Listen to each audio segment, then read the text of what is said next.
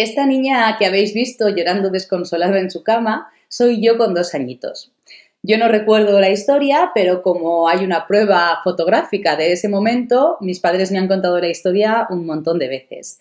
Es una historia de una niña que por 3 o 4 veces se va por la noche a la cama de sus padres porque quiere dormir con ellos.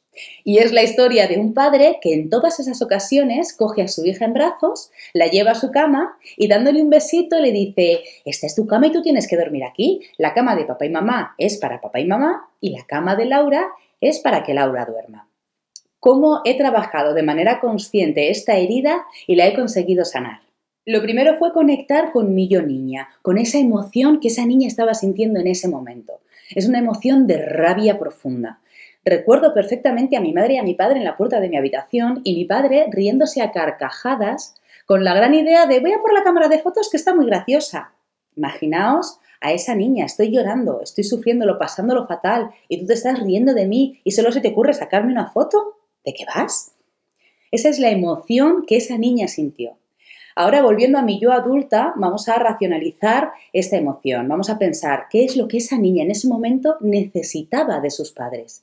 Mi yo niña necesitaba que sus padres se acercasen y la abrazasen, que la consolasen, incluso que se tumbasen con ella en la cama, en su cama, en la cama de Laura, para ayudarla a dormir esa noche y que ella pudiese estar tranquila y segura.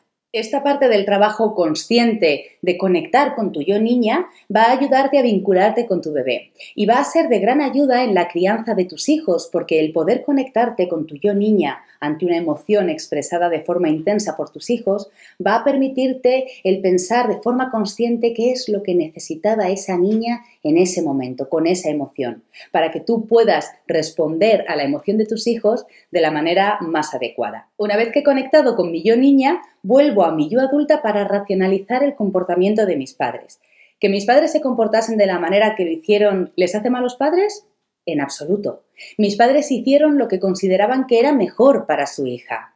Como os digo, yo recuerdo a mis padres en la puerta de mi habitación, mi madre agarrándose al marco de la puerta con lágrimas en los ojos. Una madre cuyo instinto maternal la estaba pidiendo a gritos ir a consolar a su hija, abrazarla. Pero también era una madre en un contexto social y cultural en el que coger a los hijos en brazos era malcriarlos. Como le cojas en brazos, ya verás luego para desacostumbrarlos. Era una época en la que estaba de moda el método Estivil, el dejar llorar a los hijos para que se cansasen y ya aprenderán a dormir solos. Un método que es muy desaconsejable porque dejar llorar a un bebé o a un niño pequeño durante mucho tiempo provoca unos índices de corticol en sangre muy elevados y estos índices, si se mantienen elevados durante X tiempo, pueden afectar al desarrollo del niño. Eso por parte de mi madre. Mi madre acalló su instinto maternal, su instinto primario, animal, por escuchar lo que decía la sociedad. Una sociedad que obviamente está equivocada y no entiende cuáles son las necesidades reales de los niños. Y luego tenemos a mi padre riéndose a carcajadas en la puerta de mi habitación. Yo como adulta puedo entender que el llanto de un bebé o un niño pequeño llorando nos puede provocar cierta ternura. Y esta ternura implica una sonrisa. Pero mi padre no estaba sonriendo, mi padre se estaba riendo a carcajadas. Una risa nerviosa porque estaba violento frente a mi sufrimiento. Mi padre no sabía reaccionar, no sabía cómo actuar frente a esa emoción expresada de una forma tan intensa. En nuestra sociedad, la educación emocional ha brillado por su ausencia. Es una frase que me encanta porque es muy de mi madre.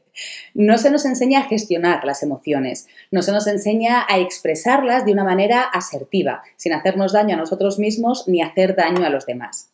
Y aquí es donde entra en juego la herida emocional que se ha ido transmitiendo de generación en generación en mi familia. Yo fui consciente de que efectivamente a mí me costaba mucho expresar cierto tipo de emociones. Durante mi infancia no se me permitió expresar las emociones que podríamos denominar negativas. Mi padre se sentía violento cuando yo expresaba de forma intensa rabia, enfado o tristeza. La niña que fui aprendió que esas emociones no son buenas, no deben ser expresadas y reprimí su expresión, de manera que como adulta tampoco era capaz de gritar o de enfadarme o de llorar en público.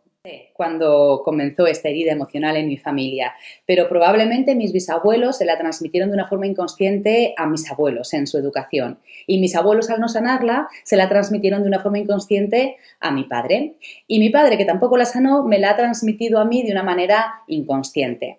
Si yo no hubiese hecho este trabajo de tomar conciencia de esta herida y de sanarla con un proceso de desarrollo emocional, de gestión emocional, probablemente se la hubiese transmitido de una forma inconsciente a mis hijos, que hubiesen aprendido sin yo querer que lo hiciesen, que la expresión de determinadas emociones no está bien y hubiesen terminado reprimiéndolas.